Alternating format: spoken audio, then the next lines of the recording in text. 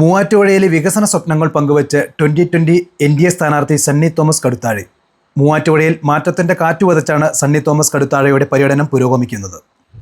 ആയവന, ആവോലി പഞ്ചായത്തുകളിലായിരുന്നു ഇന്നത്തെ സ്ഥാനാർത്ഥിയുടെ പര്യടനം. ആയവന പുന്നമറ്റംകവരയിൽ നിന്നും ആരംഭിച്ച പര്യടനം BJP എറണാകുളം ഈസ്റ്റ് ജില്ലാ general secretary Arun P. Mohanan ഉദ്ഘാടനം ചെയ്തു.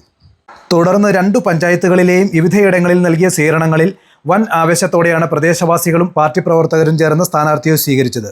NDA നേതാക്കളായ B. Binukumar, KP Thankakuttan, KK Aneesh Kumar, Ajeesh Thankappan, AS Bijumon, advocate Charles Paul, advocate ഹിസ്റ്റിയം സാനി, ഡോക്ടർ ഷർമിള തുടങ്ങിയവർ വിവിധ സ്ഥലങ്ങളിൽ സ്ഥാനാർത്ഥിക്കൊപ്പം സ്വീകരണത്തിൽ പങ്കെടുത്തു. നമ്മുടെ നാടിന്റെ നിലനിൽപ്പ് കർഷകരുടെ ഭാവിയുമായി ബന്ധപ്പെട്ടുള്ളതാണ്.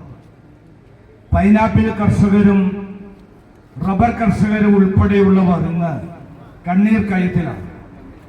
നമുക്കറിയാം, റബ്ബർ മാർക്കറ്റിംഗ് സൊസൈറ്റി മൂവാറ്റുപുഴയിൽ ഉണ്ടായിരുന്ന 2000-ഓളം കൃഷിക്കാർ അംഗങ്ങളായിട്ടുള്ളൊരു സൊസൈറ്റിയാണ്. അത് ഇന്ന് നശിച്ചു കിടക്കുകയാണ്. ആ സൊസൈറ്റിയെ നമ്മൾ പുനഃസ്ഥാപിക്കേണ്ടതുണ്ട്, പുനരുജ്ജീവിപ്പിക്കേണ്ടതുണ്ട്. അതുപോലെ ഇവിടെയുള്ള ഭൂരിപക്ഷം ആളുകളും പൈനാപ്പിൾ കൃഷിയെ ആശ്രയിച്ച് ജീവിക്കുന്നവരാണ്. പ്രിയമുള്ളവരെ, ഇന്ന് പൈനാപ്പിൾ സൗജന്യമായി പറമ്പിൽ നിന്ന് വെട്ടിക്കൊണ്ടു പോയിക്കോ എന്ന് പറഞ്ഞാൽ പോലും അതിനാളില്ലാത്ത ഗതികേടിലാണ് നമ്മൾ. കാരണം എന്താണ്? പൈനാപ്പിളിൽ നിന്ന് മൂല്യവർദ്ധിത ഉൽപ്പന്നങ്ങൾ ഉൽപ്പാദിപ്പിക്കുന്ന സംവിധാനങ്ങൾ വളരെ കുറവാണ്.